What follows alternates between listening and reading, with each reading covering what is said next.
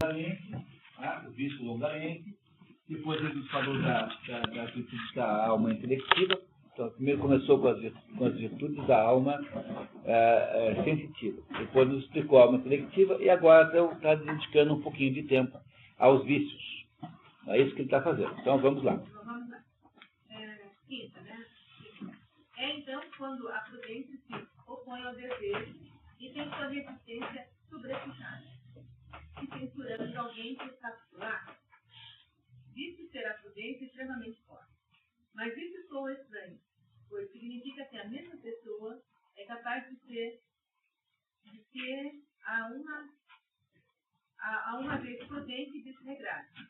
No entanto, ninguém poderia sustentar que o indivíduo prudente é capaz de realizar voluntariamente as ações mais e, além disso, já foi demonstrado que o prudente exige ele mesmo na ação, visto referir-se ele ao fato particular. Ao que se deve acrescer ainda que a prudência implica a posse também das demais virtudes. Está dizendo assim, o que ele quer dizer é o seguinte: pode alguém ser considerado prudente e mesmo assim fazer coisas erradas? Prudente é Frônides, lembra do Frônides? Frônides é aquele que tem sabedoria prática, é aquela pessoa que sabe exatamente a justa medida das suas ações. Pode uma pessoa assim ser chamada de prudente e ao mesmo tempo ser capaz de uma coisa vil, como puxar o rabo de um gato? Não é isso, né? No fundo ele está dizendo que pode. Né? Portanto, ele está tentando criticar a ideia de que o prudente não é capaz de fazer coisas erradas. Do mesmo modo que Sócrates achava que aquele que tem conhecimento jamais pode fazer nada contra esse conhecimento. Está dizendo que sim, porque ele no fundo está querendo dizer o seguinte, que o que motiva o desregramento não é um problema de conhecimento, na verdade, não é uma falta de medida. É o sujeito ser sensível ao império de uma determinada paixão num dado momento. Você pode encontrar pessoas com muito conhecimento que são capazes de fazer coisas erradas. Por exemplo, o fulano que larga a mulher para casar com uma moça, sei lá, 40 anos mais nova que a mulher, porque foi mobilizado por aquilo. Isso não é uma coisa que você pode esperar de um sujeito PhD, doutor, com pós-doutorado. Não é isso? Então, o que conduz determinados aspectos do mundo das paixões não são coincidentes com o que acontece no mundo da sabedoria frônice, na sabedoria prática. É isso que ele está tentando nos dizer aqui, tá? Mas vamos esperar ele contar mais, depois vai ficando tudo muito claro. Por outro lado, se o autocontrole implica experimentar desejos potentes e maus, o homem moderado não pode ser autocontrolado. Nem o homem autocontrolado, moderado, já que esse último, o homem moderado, não experimenta apetites excessivos ou maus. Quer dizer, você só pode ser autocontrolado se você estiver controlando um desejo muito grande. Ora, se você não tem desejos muito grandes, como é que você pode ser autocontrolado? Não dá. Às vezes ele está, no fundo, descobrindo todas as aporias, ou seja, todas as insuficiências de explicação. Isso tudo não tem grande importância, ele está apenas contestando o que se ouve falar. Depois ele vai entrar na teoria dele mesmo, e fica tudo claro. Mas um homem autocontrolado tem necessariamente que experimentar desejos intensos e maus. Uma vez que os desejos de um homem são bons, a disposição que impede de obedecê-los será má. De modo que o autocontrole nem sempre será bom. Ao passo que seus desejos forem débeis e não maus, nada haverá para se orgulhar de resistir a ele. E, por outro lado, se forem débeis e maus, também poderá, tampouco haverá qualquer coisa de admirável em resistir. Que foi o que a gente acabou de explicar. Vamos lá. Outro sim, 1 e 2, se o autocontrole leva um indivíduo a ser firme em todas as suas opiniões, talvez isso seja nocivo, porque poderá fazê-lo persistir mesmo numa opinião falsa. Portanto, a tese de que um homem é controlado aquele que não muda de ideia, que isso é uma coisa boa, não necessariamente. Olha o que ele vai explicar aqui. E se o descontrole o torna suscetível de abandonar qualquer opinião, em alguns casos o descontrole se mostrará bom. Pois é, será o contrário que é bom, né? Tome-se o exemplo de Neoptolemo no Filocteto De Sócrates. de Sócrates. Bom, drama perdido. Aí tem dois erros. Primeiro, não é drama, é tragédia. E segundo, não está perdido, está vivíssimo. Tá? Então não tem tradução em português. Mas a história do Filoctetes é assim, né? O Filoctetes é o sujeito que Hércules, quando está à morte, né? Hércules, ele veste uma roupa envenenada e a história é bem comprida, né? É difícil de contar aqui em poucas palavras, mas Hércules acaba, então, como ele não morria, porque ele tinha sido mais ou menos imortalizado, mas não muito, né?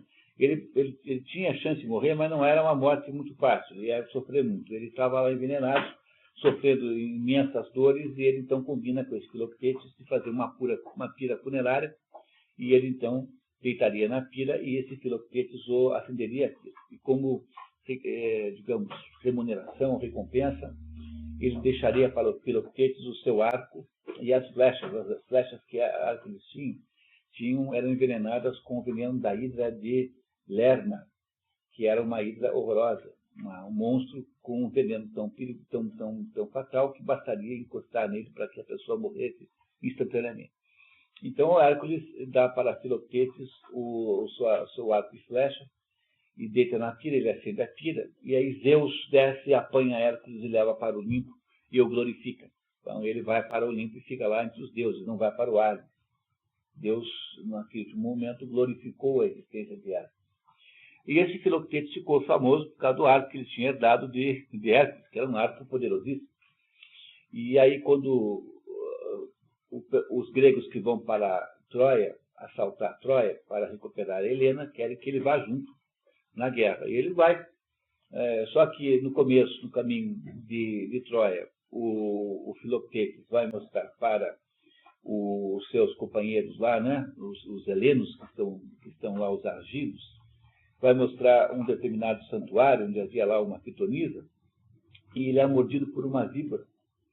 E essa víbora o morde de modo que ele não morre, mas ele faz ali uma lesão tão grave, que ele grita de dor horrivelmente, e aí o pessoal, não aguentando mais aquela situação em que ele estava, o abandona no caminho, numa ilha chamada Lemnos. Então fica lá o Filoctetes lá em Lemnos, com a perna completamente escangalhada, né, com aquela gangrena toda, tinha todo aquele processo, sofrendo muito, eles vão embora. Aí, quando chega na metade do caminho, o Ulisses, que é o do Odisseu, né, que é o espertalhão, ele faz a manipulação de um vidente chamado Heleno, que é um vidente troiano, e o troiano diz para ele o seguinte, que Troia só será conquistada com a ajuda do arco de Hércules. E aí eles se dão conta de que o arco de Hércules estava lá com o coitado do Filoctetes lá numa ilha lá, e estava lá o miserável lá, ele tinha crises de dor, desmaiava de dor, e o que ele vivia mais ou menos de matar umas aves com aquele arco, né? E chegam lá, então, o Ulisses, que é o Odisseu, que é o espertalhão, junto com o Neoptolemo, né? Ele é Neoptolemo, né? Ele é filho de Aquiles. E chegam os dois lá e montam um plano para tirar o arco do coitado do Filoctetes. Então é o seguinte, combinaram o seguinte, que o Neoptolemo iria lá fingir para o Filoctetes que havia brigado com os gregos e estava indo embora para sua casa. E queria oferecer a ele uma carona, que não queriam fazer coisa nenhuma, né? Aí o coitado do Filoctetes tem uma passagem nesse negócio, uma das coisas mais comoventes que eu já li, em que ele pede, pelo amor de Deus, para ir embora, porque ele não aguenta mais aquele pé. Aí o Neoptolemo vai lá, faz aquele teatro todo. Aí ele tem uma crise lá e desmaia. Aí o que faz? O Neoptolemo pega o arco e vai indo embora com o Odisseu, que estava escondido, né? Aí ele se arrepende no caminho, assim, não é possível que tenhamos feito isso com ele, né? Aí volta, quando ele vai voltar para devolver o arco, o Odisseu o impede, né? O impede e ele acaba indo embora, junto com o Odisseu. Fica lá o coitado lá, sofrendo sem um arco, agora condenado à morte, né? 100%. E na metade do caminho, o Neoptolemo se arrepende de novo e volta. E o e começa aquela briga, e até que Hércules chega das nuvens e fala assim para o Filoctetes: vá para Troia. Então aí acaba o Filoctetes indo para Troia, e de fato é com esse arco que é morto Paris. Paris, que era o raptor de Helena, né, irmão de Heitor. Foi. Foi daquele jeito lá que ele estava, mas ele estava normal, mas foi lá para Troia, e o arco depois foi usado por não sei quem. Não foi ele que deu o tiro, tá? Mas foi para Troia o Filoctetes. Então, a história aqui é o drama de consciência do Neoptolemo, né? Que é de saber, de estar usando uma mentira e uma farsa, que para o Odisseu seria normal, porque afinal, aí na Ilíada, ele é o espertalhão por excelência. Depois na Odisseia é que ele aprende a não ser espertalhão, mas aqui ele é o espertalhão. E aí então tentaram enganar o coitado. Então é isso que ele está dizendo aqui, tá? Esse é o exemplo que o Aristóteles está dando aqui dessa situação de arrependimento e culpa pela trapaça. Neoptolemo existe de uma resolução que o Odisseu conselhou a Mira a adotar devido à dor que causa dizer uma mentira, caso que a importância que é louvável. Quer dizer, o fato de que o Neoptolemo não foi constante na manutenção da mentira passou a ser uma boa coisa, né? E não uma má coisa. Com isso ele está dizendo que não se pode achar que uma pessoa virtuosa é a pessoa constante, porque às vezes é preciso fazer o contrário. É isso que ele está dizendo. Está mostrando a fraqueza dos argumentos reinantes sobre as virtudes. Por outro lado, apresenta-se a dificuldade suscitada pelo argumento dos sofistas. Estes desejam demonstrar sua ingenuidade, prendendo seus adversários para nós. E, quando logram êxito ou encadeamento do raciocínio resultante, acaba no beco sem saída. O pensamento se vê sobre grilhões indesejosos de imobilizar a arte. O pensamento se vê sobre grilhões indesejoso de imobilizar-se, porque não pode aprovar a conclusão atingida, e, simultaneamente, incapaz de avançar, porque não consegue desatar o nó do argumento. Isso é de uma importância tão extraordinária que ele está dizendo aqui. É o modo como você manipula a mente do outro. Você parte de uma premissa falsa e com ela você conclui uma coisa qualquer. O sujeito tem a intuição de que aquilo está errado, aquela conclusão. Mas, ao mesmo tempo, ele não sabe por que está errado. Então, ele fica imobilizado, paralisado entre essas duas situações.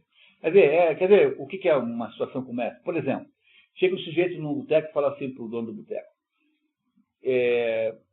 tem aí um sanduíche? Tem. Então, me dá um sanduíche. Tá? Aí o sujeito vai lá, traz o sanduíche para o cliente, né?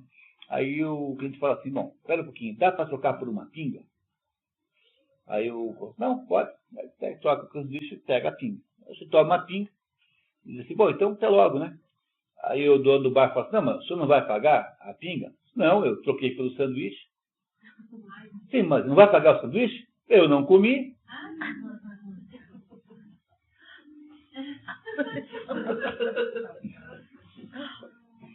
Dependendo do dono do bar, é capaz de ficar mesmo atônito frente a essa situação, né? Porque, pensa bem, né?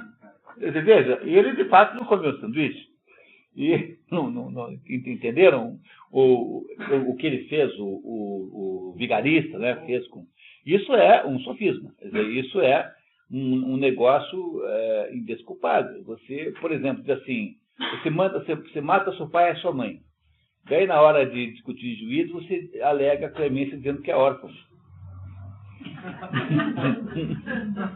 Mas eu sou órfão. Não é assim. Não é? Quer dizer, o sofista é o sujeito que faz esses jogos de palavras. No tempo de Sócrates, os sofistas estavam... Porque a Grécia, a partir da instalação da democracia, criou um enorme mercado para sofistas. O que eram sofistas? Eram professores de retórica, que iam de cidade em cidade ensinando os seus alunos interessados, né, que quisessem lá pagar, a serem espertalhões. Então, ensinavam as pessoas a argumentar de uma maneira que ganhasse a discussão sem ter razão. Essa é a ideia do sofismo, do sofista. O Sócrates dizia que ele não era sofista, porque ele queria a verdade. Então, toda a maneira como Sócrates se relaciona com isso é numa maneira antissofística por excelência. Mas os sofistas eram muito importantes, porque num ambiente muito intenso de participação política, é naturalmente desejável, né, ter professores assim. E esses sofistas, então, eram pessoas muito bem-sucedidas economicamente, porque todo mundo que queria falar ia aprender retórica com essa turma. O que Sócrates tinha de muito diferente é que ele era exatamente o contrário do sofista, porque ele não queria ter razão, ele queria descobrir a verdade. E é por essa razão que filosofia chama-se filosofia, porque filosofia é o amor à verdade e não ao amor à vitória. Então, não é ter razão, é chegar à verdade dos fatos. Isso é que caracteriza o filósofo, ao contrário do que caracteriza o sofista. Mas essa metodologia de dar esse nó na cabeça dos outros é a metodologia mais importante hoje em dia na propaganda revolucionária. Não é isso? Quer dizer, você para fazer as pessoas não aceitarem o MST, você gera nas pessoas uma incongruência. Né? Então, você cria uma situação de colocar o MST, quando há uma denúncia contra o MST, você produz uma denúncia que torna o MST a vítima daquilo que ele mesmo faz. E aí as pessoas não sabem mais como fazer, porque elas não entenderam o que aconteceu isso e elas não são capazes de reagir a isso. É o modo como se faz hoje propaganda política. O tempo todo você faz isso. O tempo todo você gera esses paradoxos na cabeça dos outros.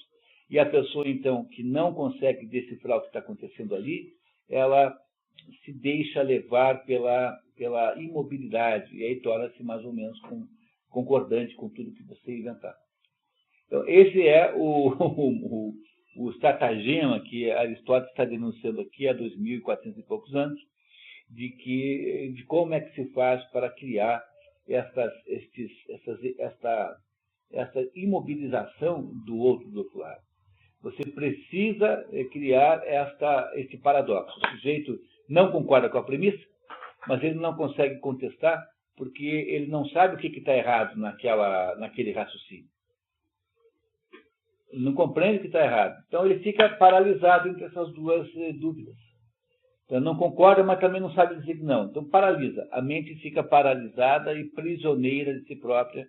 Enquanto isso acontece, o pessoal já tomou o governo, já conseguiu provar o que queria, e você simplesmente deixou que tudo acontecesse. É um problema muito mais importante hoje que no tempo de Aristóteles, na prática. Continuamos. Um dos argumentos dele prova que a loucura associada com os controles é uma virtude. Eis como é desenvolvido. Se um homem é louco e também desregrado, devido ao seu desregramento, ele faz o contrário daquilo que crê, que deve fazer. Mas ele crê que as coisas boas são más e que não as deve fazer. Consequentemente, fará boas coisas e não más. Então, isso é um sofisma, né? O que ele está dizendo é o seguinte: o sujeito acredita que o bom é mal e o mal é bom. Então, ele é a favor, por exemplo, de comer criancinha. Tá? Então, ele acha que isso é bom e não mal. No entanto, como ele é louco, ele fará exatamente o contrário do que ele acha que é bom. Então, ele não vai comer criancinha nenhuma, porque ele está tentando fazer o contrário do que é bom. Ele está tentando fazer o mal. Mas como ele achava que o mal que ele acha que é mal, na verdade, é o bom, então ele acaba fazendo o bom, entendeu? Por tabela. É a situação chamada de Catch 22. Vocês viram esse filme? Tem um filme aí americano chamado Catch 22. Catch 22. Que é uma situação lá que se passa no Pacífico, na Segunda Guerra Mundial. Tem um grupo de soldados americanos estacionados lá naquelas ilhas. E a ilha é o que há de pior na face da Terra. É uma ilha horrorosa. Não tem nada de bom, não tem praia, é toda pantanosa, um horror, tem pernilongo, tudo quanto é lado. Entendeu? A ilha é o pior lugar do mundo para se estar. E todo mundo quer ir embora. Aí Como todo mundo quer ficar na ilha, o comandante da ilha estabelece a seguinte regra: só serão repatriados os considerados insanos.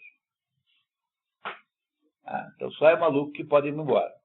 Aí naquele momento há uma fila de gente que vem lá para testar a insanidade, para ver se consegue então ser repatriado. Daí eles dizem assim: bom, o senhor é insano? Sou. Bom, então, se o senhor fosse insano, o senhor ia querer ficar aqui. Como o senhor não quer ir embora, então também o senhor não é insano. Então está desqualificado a sua insanidade. Entendeu? Isso é a situação CREC 22 que ele está descrevendo aqui. Aquela situação em que você supõe que o sujeito maluco seja bom, porque ele tenta fazer o mal, mas como o que ele pensa que é mal, na verdade, é bom, porque ele é maluco, então ele acaba fazendo bem. É isso que ele está dizendo aqui. Ele está tentando desqualificar uma das teorias a respeito disso vigentes ali. Continuamos. Dois passos. Alguém que realiza e busca o que é prazeroso com base em convicção e escolha poderia ser considerado um melhor homem do que alguém que age da mesma forma. Mas não a partir de cálculo, e sim com base no descontrole. Porque esse primeiro é mais fácil de ser recuperado, uma vez que pode ser persuadido a alterar sua convicção, enquanto o homem desregrado se encaixa na pergunta do provérbio que diz: quando é a própria água que te sufoca, o que beberás para lavar a garganta? Fosse ele convencido de que o que faz é certo, uma mudança de convicção poderia tê-lo feito desistir. Mas como é agora, ele está convencido de que deve fazer uma coisa e, não obstante, faz uma outra. Ademais, se o autocontrole e o descontrole podem ser manifestados com referência a qualquer coisa, qual é o significado do ofício descontrolado inqualificadamente? Ninguém possui toda forma de descontrole, e ainda assim nos referimos a alguns homens como simplesmente descontrolados. Então, ele está colocando dúvidas, tá? A primeira dúvida, um pouco no parágrafo anterior, é quem é que é mais condenado? O sujeito que é descontrolado de modo consciente e organizado, ou o sujeito que é descontrolado porque não é capaz de controlar uma paixão, um desejo? Qual dos dois que é descontrolado? Essa é a ideia. Então, ele está botando dúvidas sobre o que é que se pensa sobre isso. Ele vai explicar daqui a pouquinho melhor. E agora também, né, o que é ser descontrolado? É ser descontrolado com uma coisa só ou ser descontrolado em geral? Não é? Muito bem. Então, vamos ver como é que ele explica para nós essas coisas todas. Alguém quer substituir a Roseli? Desculpe. Nós estamos aqui explorando a Roseli. Quando quer continuar, você toca. Então tá. Aproximadamente são as dificuldades que surgem. Parte das opiniões conflitantes terá que ser refutada e eliminada, ao passo que uma outra parte manterá sua posição, pois a solução de uma dificuldade consiste em descobrir a resposta para o problema. Olha só, aqui tem uma coisa importantíssima, por favor, espere um minutinho. Aqui mais uma característica metodológica de Aristóteles. Tá? Então ele diz assim: a solução de uma dificuldade consiste em descobrir a resposta para o problema suscitado. Quer dizer, quando você tem, no fundo é assim, escolher a dificuldade é encontrar a verdade. Ele vai tentar descobrir agora qual é o busilis, como se dizia antigamente, quer dizer, qual é o ponto central da questão. É a maneira pela qual ele vai descobrir como é que resolve isso ou não. É o que ele fará no parágrafo seguinte. Ele vai tentar agora entrar no mérito, porque agora ele já não está mais criticando as diversas abordagens sobre o que seja vício, o que seja intemperância, etc., e vai começar agora a tentar entender isso filosoficamente. E é o que fará agora a partir de agora. Tá? Então agora ele vai tentar organizar o pensamento sobre isso. Em seguida, temos que considerar primeiramente que os indivíduos falem no autocontrole cientes de que o que fazem é errado, ou inconscientes disso, e, se cientes, terem sentido. Depois, o que deve ser estabelecido como os objetos aos quais concerne o autocontrole e o descontrole. Quero dizer, concerne eles ao prazer e à dor de todos os tipos, ou apenas a certos prazeres e dores em especial. E, 3. É o autocontrole o mesmo que firmeza ou edificidade. E assim por diante, claro, relativamente às outras questões que são afins a esse assunto. Bom, então agora ele vai organizar a conversa. Ele agora, como filósofo, vai dizer assim, bom, agora vamos sair do mundo dessas opiniões, dessas doxas, e vamos procurar alguma episteme, vamos procurar alguma conclusão que possa ser demonstrável. Então ele vai perguntar, afinal de contas, qual é o objeto do autocontrole. E vai dizer que o objeto do autocontrole são os prazeres e as dores. Então, o desejo que tem o descontrolado de aumentar o prazer ao máximo e diminuir a dor ao máximo, né? Diminuir a dor, quer dizer, deixar a dor no mínimo e botar o prazer no máximo. E ele vai, a partir, então, dessa ideia, concluindo agora para nos mostrar qual é a diferença entre o vicioso e o descontrolado, que são pessoas diferentes. Ele falou lá no começo que não eram do mesmo gênero, mas não são da mesma espécie. Vamos dar chance para ele explicar, então. Vamos. Um ponto de partida para a nossa investigação é indagar se a diferenciação do homem não controlado e daquele descontrolado é constituída por seus objetos ou por suas disposições. Quer dizer, se um homem chamado de descontrolado, desligado, exclusivamente, porque não consegue conter-se com referência a certas coisas, ou antes porque tinha uma certa disposição, ou devido a ambas as razões combinadas. Uma segunda questão é, podem o autocontrole e o descontrole ser manifestados em relação a tudo ou não? Quando se diz de um homem que ele é descontrolado, desregrado, sem uma qualificação complementar, não significa que ele é assim em relação a tudo, mas há aquelas coisas em relação às quais um homem pode ser moderado. E também não significa meramente que está envolvido com essas coisas, caso em que descontrolado seria o mesmo de imoderado, mas que está envolvido com elas de uma maneira particular. O imoderado serve aos seus apetites por escolha, tendo como certo sempre buscar o prazer que se oferece, enquanto o homem de autocontrole deficiente não pensa assim, mas o busca igualmente. Tá, então aqui ele está dizendo que há uma diferença entre o imoderado e o descontrolado, porque o imoderado se parece muito mais com o vício, porque o imoderado é aquele sujeito que conscientemente procura o excesso de prazer. Não é isso? Tá? Se a gente olhar agora para aquele esquema dos vícios e das virtudes, a virtude está no meio termo entre, digamos, uma busca desenfreada, sob esse ponto de vista aqui, né? Quer dizer, no assunto que diz respeito a esse pedaço, a virtude está entre, digamos, a busca irrefreada do prazer e, do outro lado, alguma coisa que ele já disse para nós que não existe, um ser humano que se recusasse a ter qualquer prazer não existe. Nem há palavra para isso, porque seria uma espécie de apatia existencial completa. Então, isso não existe. Mas o que é uma vida de uma vida sábia, uma vida virtuosa em termos de busca do prazer? Não é nem alguém que passa a vida inteira procurando isso e todas as suas ações são para isso, e não é também alguém que não tem nenhum desejo, que é completamente indiferente aos prazeres sensoriais. Isso seria mais ou menos o mesmo termo. Então, o que é um imoderado nesse esquema?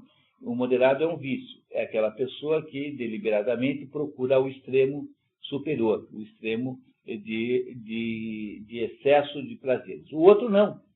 O outro é o sujeito que não faz isso. Por exemplo, o outro teve uma vontade louca de comer brigadeiros, depois ele comeu 35 brigadeiros. E depois de comer 35 brigadeiros, ele se arrepende profundamente de ter tido aquela vontade. Quer dizer, o outro que apenas submeteu-se a um impulso de comer brigadeiros, depois de ter feito isso, fica arrependidíssimo de ter feito isso. Não é isso? É muito diferente de alguém que tivesse como norma de vida comer brigadeiros. Quer dizer, esse exemplo é ruim, porque os brigadeiros fariam os mesmos efeitos digestivos nos dois casos, né? Então, ambos passariam mal depois. Mas é a mesma coisa que alguém que tem uma vida, por exemplo, que acha que tomar drogas é uma espécie de regra da vida. Ele passa a vida tomando droga. E é muito diferente do fulano que um dia experimentou lá porque estava tentado a fazer aquilo, depois fica arrependidíssimo de ter feito. Entenderam que há uma diferença nessas duas coisas? No primeiro caso, você tem o imoderado, que é o vicioso. No segundo caso, você tem o desregrado, o incontinente, que é aquele sujeito que não foi capaz de controlar aquele desejo naquele momento. O primeiro é muito difícil de lidar, porque o primeiro caso é do sujeito que está completamente habituado a um determinado esquema de vida que ele vive conscientemente. No segundo, é possível fazer alguma coisa a respeito. É possível que essa pessoa possa, de alguma maneira, educar os seus desejos. É a mesma coisa o sujeito que tem uma existência voltada para a agressividade. Ele acha que essa vida se vive brigando com todo mundo. Essa é aquela pessoa viciosa nisso. E a outra, o fulano que deixou-se conduzir pela ira, eventualmente por uma paixão que ele não foi capaz de combater de alguma maneira. Vocês estão entendendo o que ele está fazendo? Está tentando nos ajudar a entender a diferença que há entre os vícios e a crasis. Né? A crasis, o vício, né? E a caquia e o que é a imoderação, que é a crasis, que é a falta de poder, que nesse caso, literalmente falando, significa falta de poder fazer, mas não é porque você não é no poder porque você não tem como reagir. Nesse sentido que é a falta de poder, a incapacidade de evitar, a incapacidade de lutar contra uma tendência da alma sensitiva, contra uma tentação aqui e acolá. Então essas coisas são diferentes. Está o tempo todo tentando nos mostrar isso. Tá? Continuamos, por favor. Olha, a sugestão de que não é contra o conhecimento, mas contra a opinião verdadeira que os indivíduos descontrolados acham, é distribuída de importância para o nosso argumento. Alguns novos sustentam suas opiniões com absoluta certeza e assomam o conhecimento positivo. Conhecimento positivo é episteme, tá? Ou seja, por conclusão científica. De sorte que, se a fragilidade de convicção for o critério para decidir, se deve dizer os indivíduos que agem contra a sua própria compreensão do que é certo. Se opinam sobre o certo em lugar de conhecer o certo. Não haverá, efetivamente, nenhuma diferença a esse respeito entre opinião e o conhecimento. Doxa e episteme. Doxa e episteme. Uma vez que alguns homens estão tão firmemente convictos daquilo que opinam, quanto outros estão daquilo que conhecem, segundo Heráclito. Aqui tem um erro de tradução, pessoal, tá? Que é o seguinte, não é que é segundo Heráclito, é como o caso de Heráclito. Porque o Heráclito tinha a mesma convicção de afirmar coisas que ele tinha certeza e coisas que ele achava. Então, o que ele está dizendo que tudo isso para dizer o seguinte, que o fato que o sujeito afirma produz uma razão convicto, peremptória para aquilo que está fazendo, não significa nada, porque tem gente que faz isso para coisas que não têm o menor cabimento, que são coisas, são doxas apenas, são opinião e não são episteme. É isso que ele está dizendo, tá? Como é o caso do Heráclito, ele está criticando aqui. Tá? Não é que Heráclito tenha feito isso, tenha dito isso. Ou seja, é possível ser dogmático com até aquilo que você não conhece. Se alguém tem dúvida disso, é só conviver um pouquinho no Brasil, onde todas as discussões são peremptórias e todo mundo que está discutindo um assunto faz de conta que o conhece profundamente, porque aqui a questão não é você descobrir a verdade, mas é apenas ter razão. Que são as relações de poder relativas que estão aí em questão. Tá? Então, o Portugal me conta uma história genial, que estava um exército, ia montar lá um acampamento lá no Rio, um exercício do exército, não sei aonde, e aí começou uma dúvida sobre se o rio corria para a direita ou para a esquerda. Porque isso é importante na hora de fazer a ponte, não sei o que, tinha que saber isso. E começam dois coronéis lá a discutir se era para um lado ou para o outro. Porque alguns rios não é fácil de ver, né? Alguns rios, dependendo do jeito como ele está, você não tem muita certeza sobre qual é o lado que rola o rio. Repararam que nem sempre é fácil saber isso? Às vezes tem a dúvida. E um rio que não tinha pedras para ter aquele rastro e tal. Aí começou aquela briga, e aí tinha lá um fulano assim, que tinha um moinhozinho assim do lado do rio, né? Um popular, alguém que morava ali, né? Um caboclo daquele. E aí o general lá, no final, acabou impondo a sua vontade, falou assim, então o rio sobe aqui, está subindo e tal. Aí o velhinho falou assim, uai, será que eu botei o moinho do lado errado? porque Quer dizer, como é que faz, né? O moinho, se botar lá de errado, não funciona, né? Então aqui no Brasil é muito comum isso. Portanto, a incisividade e a peremptoriedade com que alguém define uma certa ideia não é a prova de razão. É isso que ele está dizendo aqui, tá? Mas a palavra conhecer é usada em duas acepções. Diz de um homem que detém conhecimento, mas não exerce. E conhece, e do mesmo modo é o conhecedor aquele que realmente exerce seu conhecimento. E aqui começa a ficar claro por que tem isso. Porque você ter conhecimento não significa que você vai exercer. E isso é completamente indiscutível quando o sujeito está dormindo. O sujeito está dormindo, ele conhece, mas não está fazendo, não conhece matemática, mas não está fazendo conta quando está dormindo. Não é isso? Então, há uma coisa diferente entre conhecer, que é uma espécie de potência, e exercer o conhecimento, que é uma espécie de ato. Então, ele vai aqui tentar nos esclarecer a questão do sujeito que aparentemente faz coisas contra o seu próprio conhecimento. Representará uma diferença se um homem agir erradamente, tendo o conhecimento de que é errado, mas sem cogitar conscientemente de seu conhecimento, ou melhor, com o conhecimento conscientemente presente em sua mente. Esse último caso pareceria surpreendente, mas não é surpreendente que um homem devesse, aí 226, devesse no sentido prático, ou seja, naquele que não implica necessidade, deve ser dever moral ou obrigação legal, no sentido do inglês, should. Fazer o que sabe, conhece, ser errado, se não estiver consciente do próprio conhecimento no momento. B. Por outro lado, não raciocinar sobre assuntos relacionados à conduta que são empregados em premissas de duas formas. Tá, então agora, um minutinho só, vamos explicar um pouquinho isso aqui, porque aí entender, né? Aristóteles é o autor da teoria do silogismo. O silogismo é aquele mecanismo de raciocínio humano que diz assim: todo ser humano é mortal. Não é isso? Roberto Requião é mortal. Olha só como eu estou falando de um jeito assim. Então, né, não é isso? Não. Roberto Requião é ser humano. Né? Conclusão: Roberto Requião é mortal. Compreenderam? O que é isso? É a premissa maior: todo ser humano é mortal, é universal. Não é isso? Ela se refere a um universal. Todo ser humano é mortal. Aí o segundo é: Roberto Requião é um ser humano. Estou falando agora de um ser humano específico, Roberto Requião. E a conclusão é: Roberto Requião é mortal. Portanto, ele aí conclui-se logicamente esse raciocínio. O nome disso é silogismo. Não é isso? Silogismo tem, portanto, uma premissa maior que é universal. Eu tenho uma premissa menor que é específica.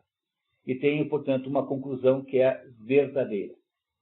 Entenderam essa tripartição de componentes? A premissa maior é universal. Tem que ser maior do que a segunda. A premissa menor tem que ser obrigatoriamente associada a uma parte do universo de que fala a premissa maior. Portanto, ela é específica. E a premissa e a conclusão, que é o terceiro, daí, então, é necessariamente verdade.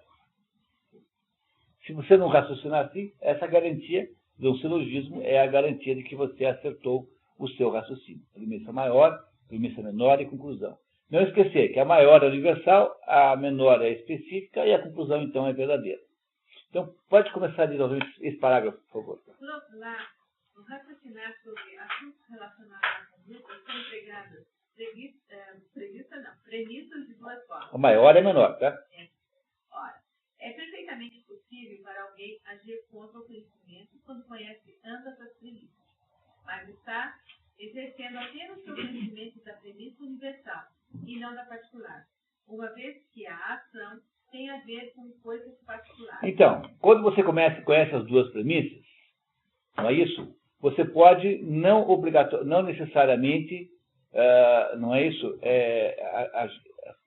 Você pode compreender a primeira e não a segunda. Você pode estar associado à primeira e não à segunda. Por isso, isso significa que é possível conhecer alguma coisa e não necessariamente fazer o que aquela coisa diz. Veja só como ele vai explicar isso melhor agora. Né? A premissa maior de um silogismo é universal. indica uma regra geral, enquanto a menor é particular, referindo-se ao fato ou fenômeno particular, ou melhor, a aplicação do caso específico no concreto e concreto em falso. Órgãos dos analíticos anteriores. Analíticos anteriores são um dos livros que compõem o órgão, em que ele explica isso, tá? Ademais, há uma distinção no que toca ao termo universal, ou seja, um universal é predicado do próprio homem, o outro universal da coisa.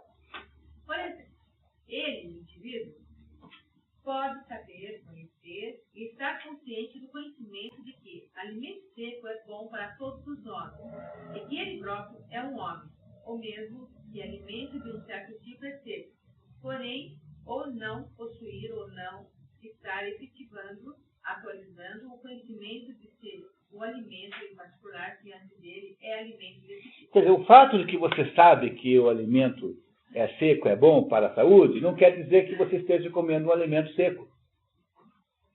Mas eu posso ter o conhecimento de que aquilo é verdade, né? Então, alimento fresco é bom para a saúde, mas eu posso estar comendo ali circunstancialmente um alimento velho, ou molhado, ou insalubre.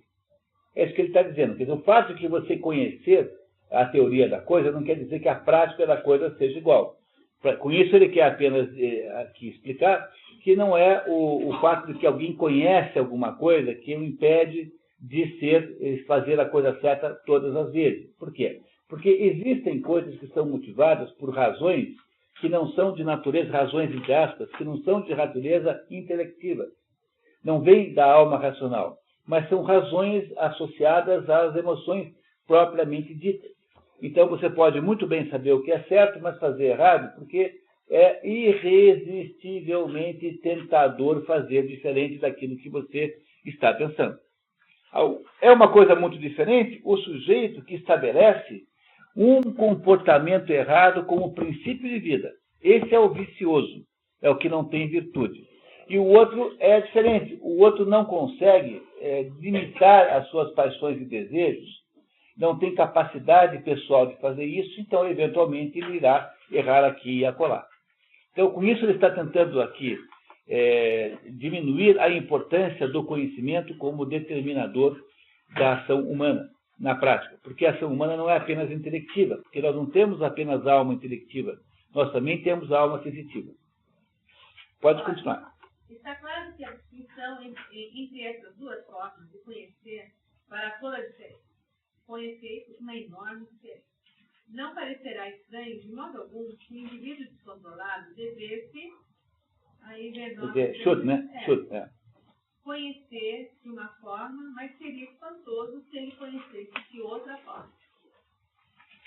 Por outro lado, é possível aos homens ter conhecimento de uma outra forma ainda além daquelas abordadas, pois mesmo no estado de ter conhecimento sem o exercer, podemos observar uma distinção, ou seja, é possível e facultável ao indivíduo humano, num certo sentido, tanto ter conhecimento como não o ter, por exemplo, quando um homem se acha adormecido, insano ou embriagado. Contudo, pessoas sob a influência da paixão estão em condição idêntica, pois salta aos olhos que a ira, o desejo sexual e certas outras paixões alteram efetivamente o estado somático e, em determinados casos, inclusive, causam insanidade. Não é causa insanidade, causam acessos de loucura. Tá? Cuidado, porque está mal traduzido. Acessos de loucura. Porque não é a pessoa não enlouquece porque está submetida a uma paixão, mas ela pode, eventualmente, o mais controlado dos homens pode, eventualmente, se descontrolar. Olha só, pessoal, olha, quer ver uma coisa? Aqui dentro tem uma teoria de direito penal. Se você pensar bem nessas 3 colunas, todos os crimes possíveis são mais ou menos, digamos, crimes associados a crimes contra pessoas, estão aqui nessas 3 categorias. Pega a primeira delas, que é a categoria do vício. Quem é que é o sujeito que é o criminoso vicioso? É o sujeito que tem uma vida montada na perspectiva de roubo dos outros. Por exemplo, é o sequestrador, é o traficante, os estelionatários em geral. O sujeito montou uma vida conscientemente voltada para viver às custas dos outros com base na violência ou em qualquer outro meio. A segunda categoria de crime é o crime ocasional, por exemplo. É crime de passional, é o crime de trânsito, é o sujeito que se destempera numa briga, mata outro, enfim. São crimes associados com momentos em que as paixões tomaram conta do indivíduo. E na terceira coluna estão os crimes dos loucos, as pessoas que não têm controle sobre aquilo que fazem, ou seja, pessoas que são descontroladas. É claro que um sistema penal que funcionasse deveria levar em conta essas três características para você ter tratamentos diferenciados. O primeiro tratamento é o tratamento, é como se as pessoas da primeira coluna não tivessem nenhuma espécie de recuperação. Sobretudo se esse crime é um crime de natureza econômica. O sujeito que passa a vida vivendo, criou um meio de vida de viver às custas de roubar os outros, não é insanável. É muito improvável que não tenha nenhuma recuperação. O sujeito que está na atitude de destempero, que é a segunda, esse sujeito tem a recuperação porque, afinal, ele, como diz o Aristóteles, né, ele preserva a virtude, tanto é que ele se arrepende depois. E a regra para saber se há ou não há possibilidade de salvação está em saber se o sujeito, depois de cometer o crime, se arrepende ou não. Então, esses sujeitos maus aí, essa gente quadrilheira, esses sujeitos aí que matam os outros à toa, eles não têm nenhum arrependimento dos crimes que confessam. Eles acham apenas que foram pegos, mas eles arrependimento mesmo não têm. Eu conheço 171, né? Assim, algumas pessoas, tem uns 3 conhecidos assim, que estão presos. Né? E daí, quando eu falo com eles, assim, eles ligam, né? Claro, gravado, né? Mas eles ligam pra gente. E eu assim, bom, vai mudar, né? Você vai sair logo, né? Eu vou recuperar tudo certo. Com 171. Está vendo como é que é? É 171. 171 é estelionatário. É o código, no Código Penal é o número do artigo, né? Acho que é isso. Então, vocês compreenderam essa diferença que tem aqui, que o Aristóteles está nos contando? Dentro disso aqui existe uma base para você fazer um direito penal, porque um sujeito que é um pai de família, que, de modo geral, não faz nada, de repente matou alguém. Pode acontecer, o sujeito brigou lá com o outro no trânsito, deu uma paulada na cabeça do outro e matou. Quer dizer, uma pessoa como essa não tem que ter o mesmo tratamento que tem alguém que é um produtor frio e sistemático de crimes, que é o fulano que não se arrepende. Está vendo? Olha ali, ó. Como é que cura essas três situações aí? O vicioso é incurável, porque não se arrepende. O vício é crônico. Quer dizer, o vício está o tempo todo acontecendo. O desregrado sente culpa e se arrepende, a não ser que seja obstinado, que tem 3 tipos de obstinado. O teimoso, o estúpido e o rude, diz o Aristóteles. São 3 maneiras de você ser obstinado. E o descontrole é intermitente, quer dizer, o descontrole ele não é permanente, ele acontece, depois acontece de novo, ele não acontece o tempo todo.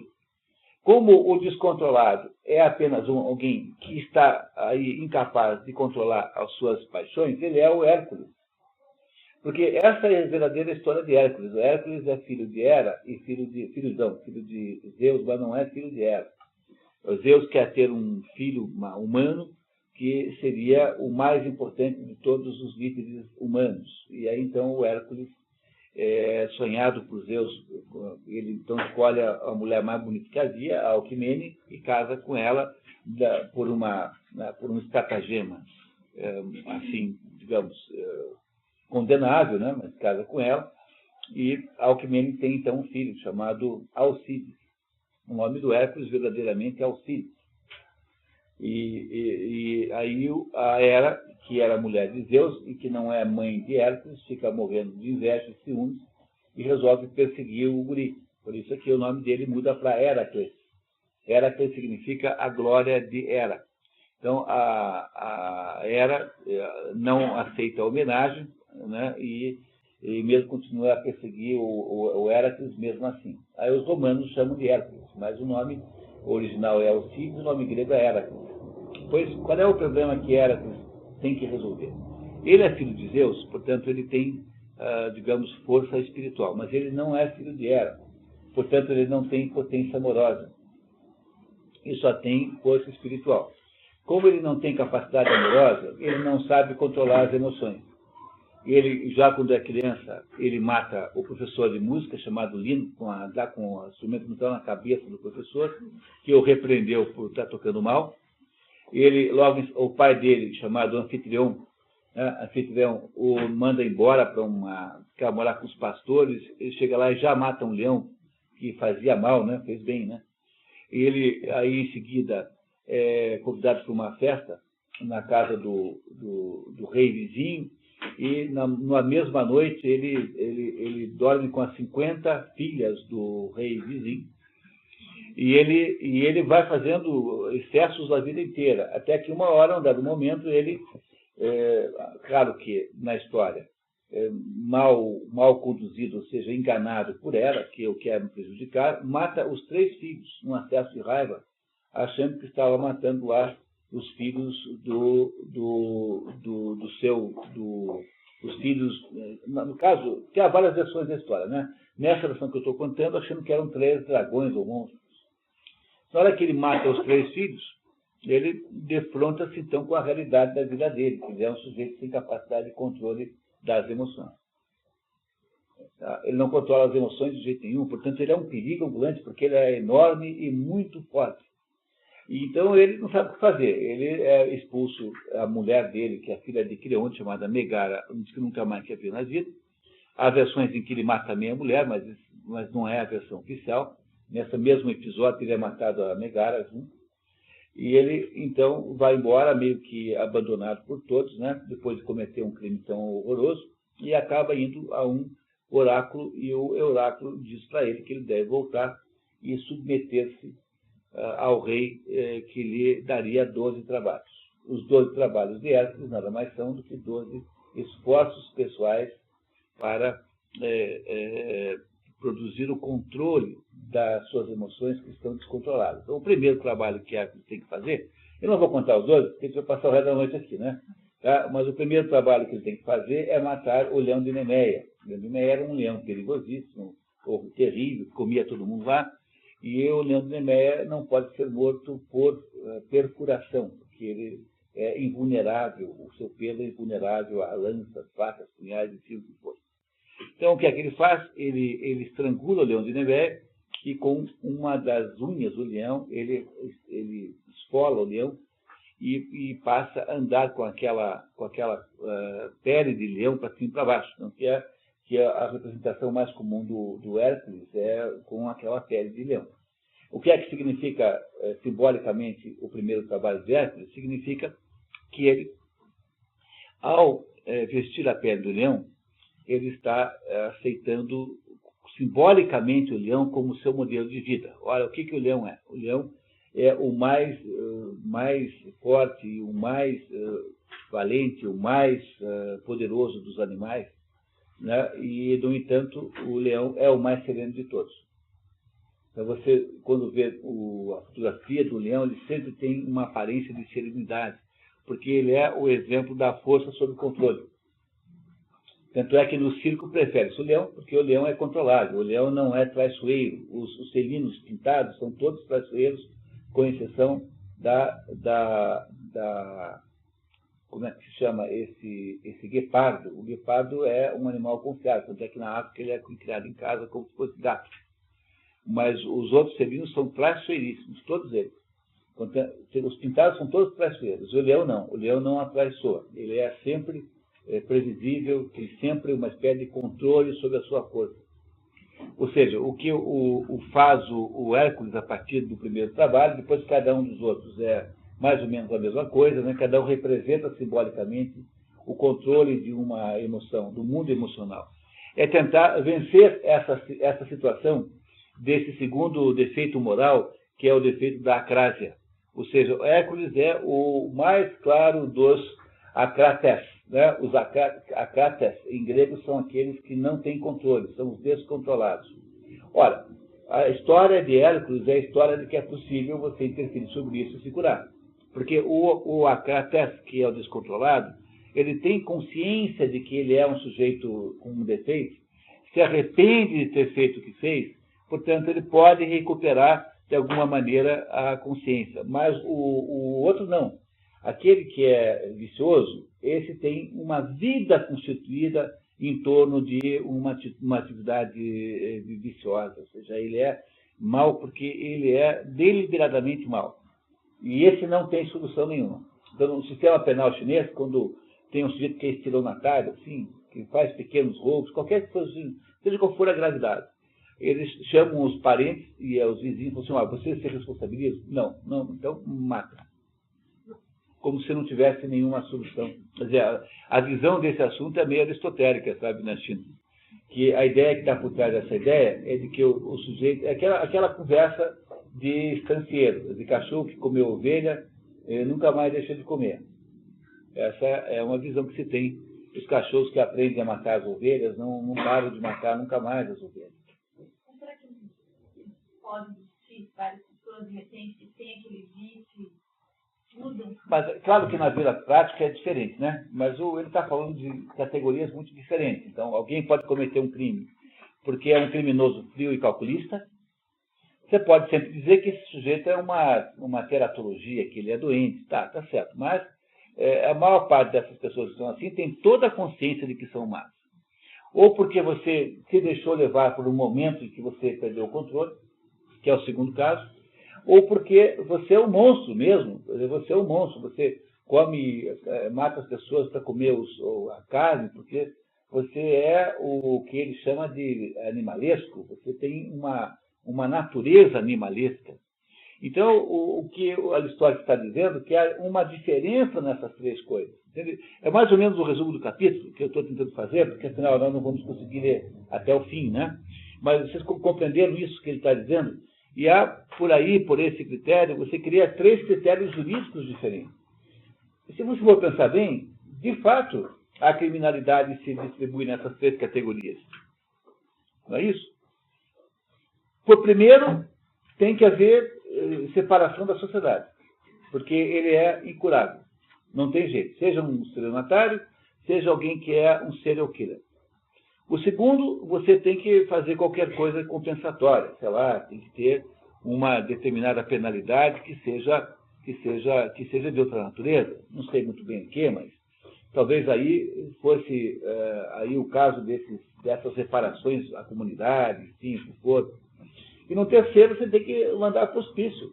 No terceiro, você tem que internar e botar psicólogo para cuidar, porque no terceiro, a pessoa tem aí uma pessoa nitidamente incapaz. Entenderam a diferença das três possibilidades de penalização que esse modelo aristotélico gera? Parece claro para vocês isso?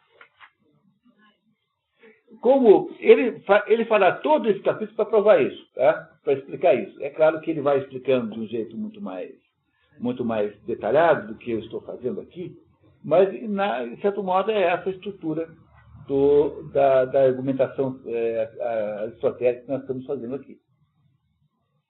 Continuamos? Vamos lá, então. Está claro, portanto, que temos que declarar que o desconsolado detém conhecimento, somente da mesma maneira que o detém homens que estão adormecidos e enlouquecidos sem embriagar. Né? O fato de utilizar a linguagem ou jargão do conhecimento não constitui prova de que efetivamente possui. Pessoas nos estados indicados acima repetem proposições de geometria e versos de Eustébios. Filósofo da natureza grega, pré-socrático, viveu no século V a.C. Estudantes que simplesmente principiaram uma matéria de estudo e enfileiram palavras e conceitos, mas não conhecem ainda o sentido deles, pois o conhecimento precisa se tornar parte da sua estrutura mental e isso leva tempo. Por conseguinte, somos obrigados a reconhecer que homens que não conseguem ter autocontrole falam do mesmo modo que atores que interpretam uma fala no palco. Olha, eu não consigo dizer para vocês o quanto é importante essas últimas 10 linhas aqui, o quanto são geniais e maravilhosas, né? Então ele está dizendo o seguinte, porque tem aquela polêmica do Sócrates. Como é que pode o sujeito ser conhecimento e mesmo assim fazer coisas erradas? Então, o sujeito sabe que não é para correr atrás da mulher do vizinho, mas ele arruma um amante. O sujeito é um padre que fica pregando moralidade na igreja e depois arruma, transa lá com a mulher da limpeza, lá da sacristia, ou arruma um caso com o sacristão. Então, como é que pode uma coisa dessa, né? Veja, esse é o assunto lá apenas para se referir ao último encontro lá das expedições, a tal do cisma donatiano, que era o fato de que, quando houve aquela perseguição lá aos cristãos, no início, conduzido lá, né, pelo imperador de Roma, muita gente renegou a religião. Aí, quando acabou a perseguição, os que não renegaram não aceitavam mais a autoridade desses outros como chefes da igreja. E diz assim, olha, a igreja não pode viver de gente que é covarde. Então, como é que pode? Um padre que é covarde continua sendo capacitado a dar os sacramentos? Não é uma boa pergunta? O problema desse cisma donatiano é simples. Se você for levar a ferro e fogo, é como diz o Nelson Rodrigues, né? Que se você conhecesse a sexualidade dos outros, ninguém cumprimentava ninguém na rua. Diz o Nelson Rodrigues assim. Né? Acho que está no casamento, dentro do casamento tem essa frase. Né? Mas é aquela história, se você for levar a ferro e fogo, não sobra ninguém, porque somos todos pecadores. Mas todos os padres são pecadores também. Os padres não são santos, eles são pecadores como os outros. Então você não pode estabelecer que os sacramentos só valem quando o sujeito é Jesus Cristo pessoalmente que faz a administração. Então não pode, porque no fundo quem dá a graça do sacramento não é o padre, é Deus. O padre é apenas um instrumento humano para isso. Então é a mesma coisa aqui, né?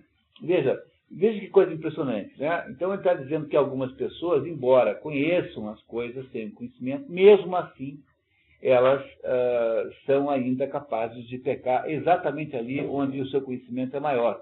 Não é? É isso, tá? É o rabino lá roubando gravatas. Ele não deve dizer lá na sinagoga que é bom roubar gravatas, né? O tal do rabino Sobel, né? Mas olha só, vamos ver, de novo. Ó. Desculpe, eu queria muito ler de novo, porque é muito importante, tá? O fato de utilizar em linguagem um jargão de conhecimento não constitui prova de que efetivamente o possui. Estamos ali na 10ª linha anterior ao final do parágrafo. Pessoas nos estados indicados acima repetem proposições de geografia e versos empédocos. Quer dizer, sabem recitar coisas, falar de conhecimento. Estudantes que simplesmente principiaram uma matéria de estudo ensineiram palavras e conceitos, mas não conhecem ainda o sentido deles, pois o conhecimento precisa se tornar parte da sua estrutura mental e isso leva tempo. Por conseguinte, somos obrigados a reconhecer que homens que não conseguem ter autocontrole falam do mesmo modo que atores que interpretam uma fala no palco. Então, o sujeito está lá sendo uma personagem que ele não é, na verdade. E é por essa razão que esse conhecimento, não tendo sido incorporado, ele é muito frágil e é passível de qualquer momento ser sobrepujado pela paixão. Qualquer paixão, mesmo que seja uma paixão fraca, irá sobrepujar esse conhecimento. Não é conhecimento verdadeiramente, no sentido socrático, e logo platônico, porque nesse caso o conceito está misturado, mas é apenas conhecimento no sentido simbólico e analógico, não verdadeiramente conhecimento. Está claro isso, né? Cláudio, diga.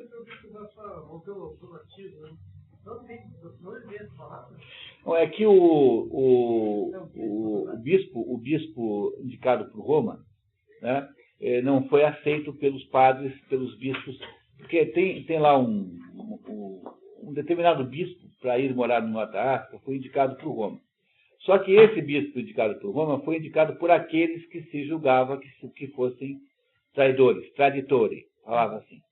Então, os bispos do norte da África, né, que é da Numância, da província da Numância, queriam que o bispo fosse o Donato. Eles escolheram esse Donato, e esse Donato, então, chegou lá a ser empossado, contra a opinião de Roma. Então, gerou um cisma, que foi até o fim do cristianismo no norte da África. Porque esse cisma, ele é um cisma em princípio, porque ele é uma disputa entre, digamos, o clero do norte da África e o clero de Roma, mas ele traz dentro de si também uma heresia, que é a heresia de achar que apenas pessoas perfeitas podem ministrar os sacramentos, porque isso exigiria uma humanidade que não existe. Então, você não pode exigir do padre que seja perfeito. O que você não pode dizer, você não pode aceitar, é que um padre tenha autoridade em assuntos que não sejam espirituais. Então, o padre vai lá abrir a boca, quando o Leonardo Boff, ou o Beto lá, né, fazem palpite sobre política, eles não têm que ser respeitados de modo nenhum, porque eles não têm autoridade intelectual. Agora, mesmo o padre mais, digamos, pervertido que você possa imaginar, tem ainda, de alguma maneira, pode ter ainda o poder espiritual, dependendo de certas circunstâncias. Porque, afinal, o poder espiritual não é dele, é de Deus. É Deus quem dá aquela graça. Não é o padre que dá a graça. Senão, isso seria divinizar o padre. Quer dizer, a heresia aí está em divinizar o indivíduo e torná-lo ele próprio Deus. Essa é a heresia implícita no durantismo. E o negócio nunca foi resolvido. Tanto é que, quando chega no ano 600, 700, por aí, os árabes tomam conta da Norte África completamente. Então, não resta nenhum cristianismo mais na tal da Numídia. E a Numídia vai virar, hoje, Argélia. Então, a Argélia hoje é a Numídia. Né? Argélia, aqueles países ali do Maghreb, né? Maghreb. Então, mesmo até quando chega no final digamos assim, da história do cristianismo na África, ainda havia resquícios do cisma donatista. Ou seja, uma certa insubordinação do norte da África a Roma, baseada na tal do donatismo, que era impor o donato e não no lugar daquele que Roma indicou. Mas isso é herético, sabe? No fundo há nisso uma certa heresia. É mais um cisma como intenção, mas no fundo é um cisma baseado numa heresia, porque você não pode supor que o padre é Deus. O padre não é Deus, ele é apenas um agente sob a terra do poder de Deus. Portanto, mesmo quando ele é um padre mau, ele continua tendo algum poder espiritual. Mas não tem poder espiritual no sentido, não tem poder intelectual nenhum. É um problema sério, né? Quer dizer, quanto o seu padre merece confiança? Quanto?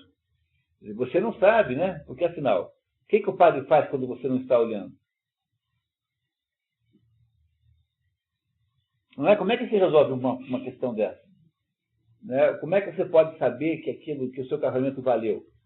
Porque se você casa lá com um padre que é um sujeito assim, sei lá, o padre tem um clube de sadomasoquismo, depois que ele sai dali, mantém um clube de sadomasoquismo. Então, esse padre aí valeu o casamento que ele celebrou ou não? Você não acha que seria uma coisa estranha se você não pudesse ter certeza disso?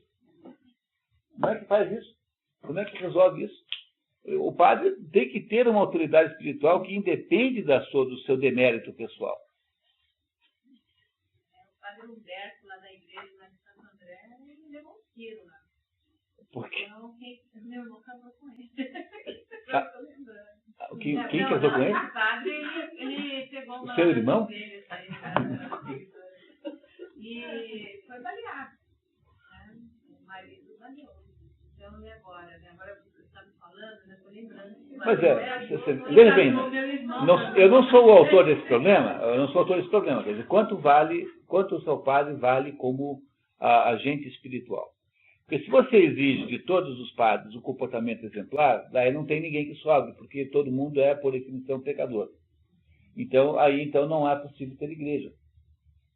Não é? Porque o próprio primeiro padre que houve, que é teoricamente São Pedro, é o primeiro padre, que ele foi, digamos, o iniciador, é o sujeito que um pouco antes havia renegado Jesus Cristo 3 vezes. Não é isso a mesma coisa que fizeram esses bispos romanos lá, quando o imperador lá, acho que era meu Deus, quem era agora, os andou perseguindo. Então, não fizeram nada mais do que São Pedro fez, né? Renegaram a igreja, renegaram Cristo. Ora, São Pedro perdeu o poder de ser um distribuidor do Espírito? Não. Por que é que esses padres a perderiam? Essa é a argumentação de Santo Agostinho, mas não posso fazer isso. Porque, no fundo, se nós tivéssemos que viver com essa dúvida, você teria... Como é que você viveria com a dúvida? Porque os atos sacramentais são feitos por pessoas cuja vida real e concreta você, de fato, não conhece. Você pode achar que o padre é uma boa pessoa, mas você não conhece. Conhece? Não. Tá? Supor que Deus os protege do pecado é uma suposição absurda, porque eles continuam sendo seres humanos, portanto são pecadores. Portanto, não é possível você imaginar uma situação, dentro do cristianismo, em que a qualidade do sacramento que o padre produz é equivalente à sua, digamos, à sua santidade pessoal, porque isso não dá para fazer, mesmo porque é inverificável. O que você pode imaginar é que determinadas pessoas, por razões da sua santidade pessoal, são capazes de um certo grau de poder maior do que outras. Mas também não é garantido, porque não há nenhuma regra que diga isso. Mas os santos faziam coisas extraordinárias. O que caracteriza um santo é poder fazer coisas extraordinárias, entre elas a mais comum é milagres. Tanto é que a existência de milagres comprovados é uma condição necessária para alguém ser santo, no critério moderno da igreja. No critério moderno, no critério antigo, não. Nem sempre isso foi assim.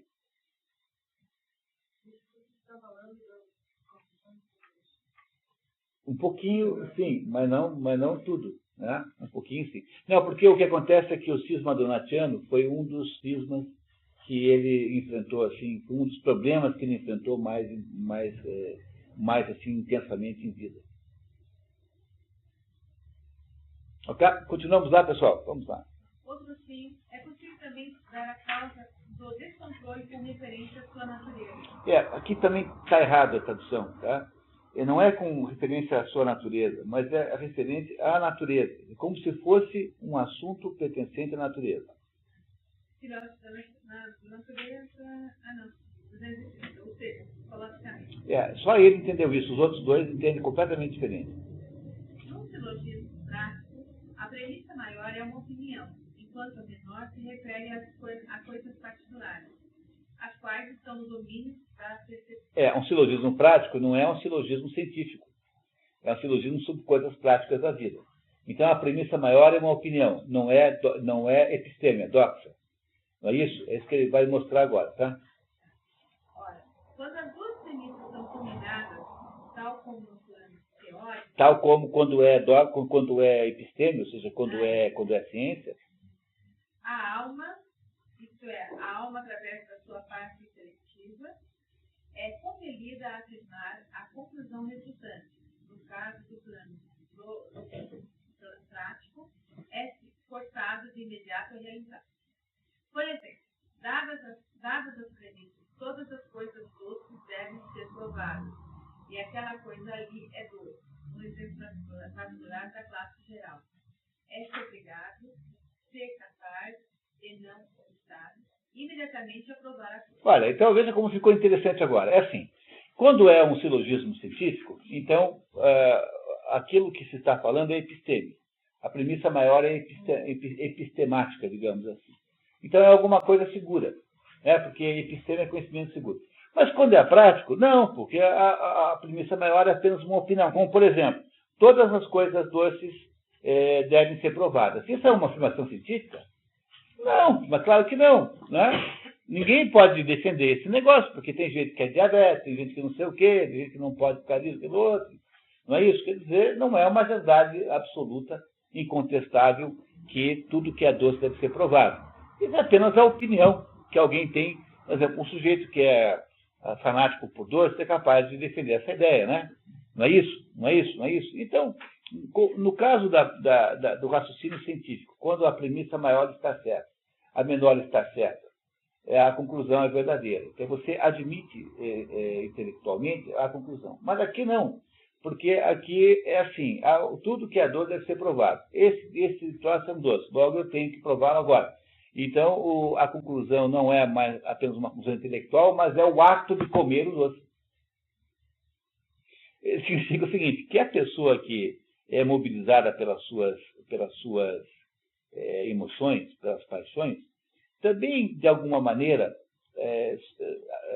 assenta esse comportamento por algum ato racional em termos, né? Que é fazer esse raciocíniozinho aqui, que é um ato, obviamente, de baixo conhecimento, porque não baseado em episteme, mas baseado em doxa, ou seja, baseado apenas numa opinião e não baseado numa, digamos, uma conclusão universal.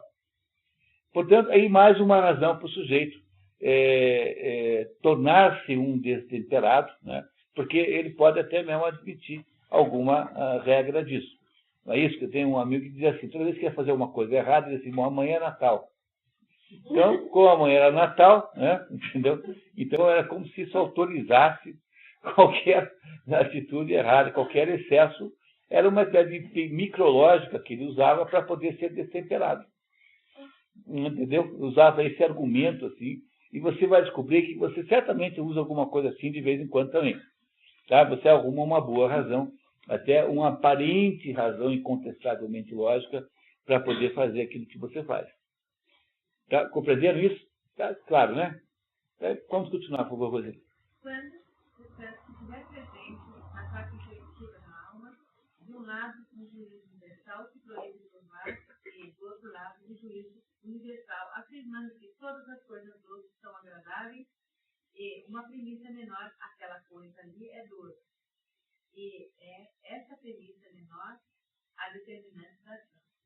E quando o desejo estiver presente constantemente, então, ainda que o primeiro juízo universal afirme, evite aquela coisa, o apetite levará a pessoa a ela, uma vez que o apetite é capaz de pôr em movimento várias partes do corpo. Entendeu? É como Santo Agostinho dizendo assim, Senhor, dai-me a castidade, mas não agora. Que acabei de tocar o telefone, entendeu? Não vou, agora não, pelo amor de Deus. Entenderam? Entenderam o que é isso? Entenderam o que ele está dizendo aqui? Santo Agostinho diz isso nas confissões, ele explica isso. Falou assim, ó, eu, Senhor, que eu tão estúpido que eu era, cheguei até a fazer isso. Entendeu? Porque Santo Agostinho era teoricamente cristão, a mãe dele era cristã, tanto que a mãe dele foi santa antes dele, né? Santa Mônica. E ele, então, dizia assim para Deus, dai-me a castidade, mas não agora. Entendeu? Então, ele criou uma espécie de silogismozinho, uma pilantra, tá? Que é para ele continuar tendo a mesma vida que tinha, independente daquilo que está certo ou está errado. Muito bem. Assim, ocorre quando os indivíduos falham no autocontrole, agem num certo sentido sob a influência de uma razão ou opinião. Mas uma opinião que não se opõe em si mesma à justa razão, mas que o faz apenas acidentalmente, pois é o apetite e não a opinião que oferece realmente oposição. Consequentemente, não se pode dizer que os animais superiores que são descontrolados, mesmo que fosse pela exclusiva razão de serem incapazes de formar conceitos universais e somente de formar imagens mentais e lembranças de coisas particulares. Se perguntarmos como a ignorância do descontrolado é explicada, de modo a permitir que eles retornem ao estado de conhecimento, a resposta será a mesma dada aos casos de embriaguez e sono, e não caracteriza falhas de autocontrole. Teremos que procurar a explicação para isso na ciência natural. Na fisiologia. Então, ele vai escrever num outro livro lá de fisiologia para tentar compreender esse fenômeno, tá? Num outro livro. Mas na medida em que a última premissa, a qual gera a ação, constitui uma opinião em torno de algum objeto de sentido, e é essa opinião que o descontrolado, quando sob a influência da paixão ou não, possui, ou somente possui de uma maneira, como vimos, não significa que realmente a conhece, mas somente o faz repeti-la como o homem é. Repete as máximas de Hipéricles. E visto que o termo final não é universal e não é considerado como sendo um objeto de conhecimento científico, da mesma forma que o termo universal é. Nós nos vemos, parece, conduzidos à conclusão que Sócrates pretendeu estabelecer. E isso porque o conhecimento que está presente quando ocorre a falha do autocontrole não é o que se sustenta como sendo conhecimento no sentido autêntico. Quer dizer, não é epistêmica. Como não é, tampouco conhecimento autêntico aquilo que é arrastado pela paixão, mas sim conhecimento derivado da percepção sensorial. E isso passa no que respeita à questão de falha de questão de se a falha de autocontrole pode ocorrer com conhecimento ou não, e se com o conhecimento e ponto. Aí nós chegamos a esse ponto, não vamos conseguir ler mais o livro hoje, né? E nem esse capítulo, porque nós vamos passar para o outro, contanto que vocês aceitem aqui que essa folha que vocês receberam é o resumo do capítulo. Então nós vamos ter que agir agora no final desses 3 últimos, por causa da nossa impossibilidade aqui de tempo. Então, se vocês retomarem aqui esse documento, por favor, a folha aí solta, o esquema aristotélico número 11, então, o Aristóteles diz que há 3 grandes desvios de conduta: caquia, acrasia, periotes. Caquia é a ligação com o vício, com aquilo que é contrário à virtude. A acrasia é o defeito de se não ter temperança, portanto, ter intemperança, ou incontinência, ou desregramento, cada um traduz como quer. E a última, por sua vez, é um defeito grave, que é sair da bestialidade. Aristóteles diz aí na frente, vocês não vão poder ler comigo hoje, diz que a gravidade de um comportamento errado é diretamente proporcional à consciência que você tem sobre ele. Portanto, há aí uma sequência de gravidade maior para o vício, de gravidade menor para o desregramento e de gravidade pequena ou nula para a bestialidade.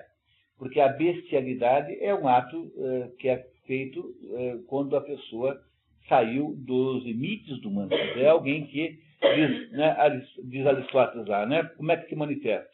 Por disposições bestiais. Por exemplo, pela natureza, como o canibalismo. Pela doença, como as manias. Alguém que é louco. O sujeito é louco, tem lá mania de perseguição, sei lá, mania disso, daquilo. Mania significa loucura, né? Mania significa loucura. E terceiro, pelo hábito, como a pederastia, que para Aristóteles é um hábito abominável. Apenas para vocês aí saberem que não havia nenhum consenso na Grécia Antiga sobre o hábito da pederastia, né? Homens mais velhos que tinham casos com jovens, né? Homens, né? Isso, então, diz que essas 3 são as 3 causas do comportamento bestial, né? Da bestialidade, e que, portanto, podem estar misturadas também. Depois ele explica lá com mais detalhamento. Leiam, por favor. Então, ele acha que a bestialidade de todos os 3 defeitos é o menos condenável moralmente, porque o sujeito não está ciente de nada, ele transformou-se numa fera. É uma pessoa, um louco, que não merece pena, mas não merece, digamos, usar de moita moral. O sujeito não sabe o que ele está fazendo. Ele fez uma coisa errada porque ele acha que aquilo é certo, ele perdeu a noção do certo e errado. Então, diz o Aristóteles que essas 3 coisas não são a mesma coisa, são diferentes. Primeiro, porque tem um grau de consciência diferente. Quanto mais perto da bestialidade, menor é a consciência daquele ato. Diz o Aristóteles que o primeiro é o mais grave de todos, que é o vício, tanto é que ele dedicou metade do livro ao vício, porque o vício é um ato consciente de adesão a um projeto mau. Quer dizer, o vicioso tende a não se arrepender do que faz, porque ele simplesmente decidiu que ia ser mau. É o caso aí daqueles 3 atos que você citou. A maior parte dos criminosos são assim. Eles têm uma ideia de que, ainda mais porque há tantos sociólogos da USP nesse momento da história, dizendo que ser criminoso é aproveitar para reduzir as injustiças sociais. Quando você afirma que o crime tem origem na distribuição de renda, não sei o quê, você está dizendo o seguinte, que o sujeito é uma vítima. Então, o sujeito que assalta você é uma vítima da sociedade. Então, quem é que gera criminalidade no Brasil? Os sociólogos da USP, porque eles aqui são advogados dessas barbaridades. E compreenderam? Então, esse primeiro aí, ele tem sempre razões intelectuais para julgar julgar a sua perfídia, a sua cupidez, a sua torpeza. Digamos. A sua torpeza é, de alguma maneira, justificável. Ele embarca conscientemente numa vida de vícios. Então, ele tem uma justificativa para ser assim. Por isso, Aristóteles acha que esse aí é irrecuperável. Porque a única possibilidade da recuperação é o arrependimento. E é por isso que todas as religiões são assim. Em especial o cristianismo, E é por essa razão que a confissão é absolutamente importante e eficaz para que haja o perdão. Não é possível haver cristianismo com perdão sem a confissão, que é essa ideia aqui. Como esse primeiro não se arrepende de nada, porque no fundo ele acha que ele tem razão, sobretudo porque ele leu um artigo do sociólogo da USP que diz que ele está só fazendo justiça social, quando ele está distribuindo a renda sua com ele. Isso é um ato até meritório, não é? Então, esse daí não conserta. O segundo, que é o destemperado, digamos assim, embora destemperado não tenha sido colocado aqui, que é a acrasia. A acrasia é aquele que não tem força de resistir, não tem força. A é a negação, portanto, a abstinência, crasos é força. Então, o que é a acrasia? É aquele que não resiste a alguns momentos, que nunca atônicos, mas há momentos que são episódicos, né? Intermitentemente acontece uma crise, que não resiste às emoções que afloram na sua existência. Então, esse daí irá produzir atos maus, mas que não são atos maus irrecuperáveis, porque ele tende a, no dia seguinte, reconhecer que fez uma coisa errada. E se ele reconhece que fez uma coisa errada, sentirá culpa. E se sentir culpa, ele pode ser recuperado. Portanto, esse segundo aí é possível de recuperar. E ele é o caso que alguém quis saber como é que faz isso, é o caso do Hércules, como eu contei para vocês. Ali é para pegar cada um dos 12 trabalhos e contar para vocês o que é que significam os 12 trabalhos. Por exemplo, o segundo trabalho, o primeiro, é a ira de Lerna. Eu tenho que matar a ira de Lerna. Aquela mesmo que deu o veneno para suas flechas. E ele, quando corta a cabeça da ira, nasce em duas no lugar. E uma das cabeças é imortal. Então são 9 cabeças, sendo que uma é imortal. Então o que ele faz? Ele corta a cabeça e começa a cauterizar com fogo cada vez que ele corta. Qual é o sentido disso? Significa que para você poder arrumar a sua vida viciosa, né, e ser escravo das paixões, tem de agir caso a caso em pequenos vícios e resolvê-los 100%, porque são pequenos. Cada cabeça de uma vez você resolve. No entanto, não tenha nunca esperança de se livrar de todos eles, porque uma cabeça é imortal. E aquela cabeça, então, que é imortal, o Hércules enterrou profundamente e botou uma pedra em cima. Porque, embora ela nunca vai poder ser destruída, ela sempre estará potencialmente em ação, de alguma maneira. Mas você joga lá no fundo do sistema. Entenderam? Mas o que é o Hércules? É um manual de disciplina das emoções. A história de Hércules é um manual da disciplina das emoções. Ele tem que perseguir a costa de Artemis, que é a quinta tarefa, se não me engano. A costa de Artemis é extremamente rápida. E ela não faz mal nenhum. Queriam pegá-la apenas porque era a costa de Artemis, e ele passa um ano correndo atrás da costa. E depois de um ano, finalmente, ele consegue prender a costa e levá-la, né, para Megara, onde ele mora. E a ideia da perseguição à costa de Artemis é que só se consegue resolver isso com paciência. Você não consegue melhorar a sua vida emocional se você tiver pressa. É preciso ter a paciência de esperar um ano para conseguir pegar a costa de Artemis. Entenderam isso? Entenderam que esse é o sentido simbólico dos 12 trabalhos de Hércules? São 12 possibilidades de autoeducação que você faz para poder controlar suas emoções. No entanto, aquele que é vicioso não tem esse, porque ele não acha que esteja errado, ele não reconhece que está errado. E o Hércules tanto reconhece que estava errado, que no final da sua vida, quando ele sucumbe um pouco antes da morte, a mais uma emoção, quando ele sucumbe a mais uma emoção, ele, no entanto, é reconhecido como Deus, por Deus, que vem tirá-lo da pira e o leva para o Olimpo, não o deixando ir para o Hades. Finalmente, Hércules vai para o Olimpo. Lá recebe em casamento uma filha de Hera chamada Hebe, que não é a Hebe Camargo, por favor. Isso seria igual aí para o Hades, entendeu? Entendeu? Que a Hebe é a deusa da juventude. A Hebe é a deusa. A Hebe Camargo chama assim por causa da Hebe, né? Então, o Hércules recebe como... Não ia dar, né? Tal. Entenderam o que Aristóteles está nos dizendo nesse nosso capítulo aqui? Então, rapidamente, passando os olhos para terminar. Então, o que é caquia? Falha na medida e falta de virtude. Como é que é a oposição a isso? O homem virtuoso procura o justo meio, enquanto o vicioso delibera pelo vício. Como é que se manifesta? Por excesso ou falta. Como se cura? O vicioso é incurável porque não se arrepende. O vício é crônico, ele nunca desaparece. A crasia. Crasia é falta de força, quer dizer, no fundo é lassidão. Não é isso? O que é? Falta de deliberação. Diz Aristóteles que a crates, que é o homem que não tem força, conduzido pelas paixões, portanto, ele se deixa levar pelas emoções, como oposto a alguém que decide fazer errado, que é o vicioso. Não é isso? A oposição é o temperante, ecratex, que é o temperante, que domina o que seduz o homem comum. O acrates é dominado pela busca do prazer. Como se manifesta? Absoluta, presente de todos os prazeres, ou relativa, apenas a alguns. Como se cura? O desregrado sente culpa e se arrepende, a não ser que seja obstinado, que é ou teimoso, ou estúpido, ou ruim. O descontrole é intermitente, ele não é nunca contínuo, ele acontece de vez em quando. E o último, que é o caso mais grave, porém sem nenhuma possibilidade de intervenção, é o excesso de vício ou extravasamento dos limites da natureza, que é o sujeito bestial, no sentido ruim da palavra. O homem normal que se excede dentro do limite humano, sem parecer um animal. E como se manifesta pela natureza, pela doença, pelo hábito. Como é que se cura?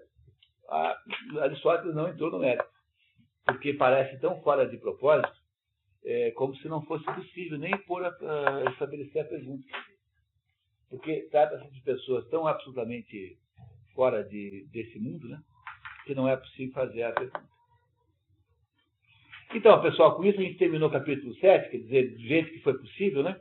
Não dá para fazer muito mais do que isso dentro dessa perspectiva. Esse é um capítulo muito truncado, é difícil de ler, eu reconheço, e certamente a gente já fez muito tendo feito esse esforçozinho do 7.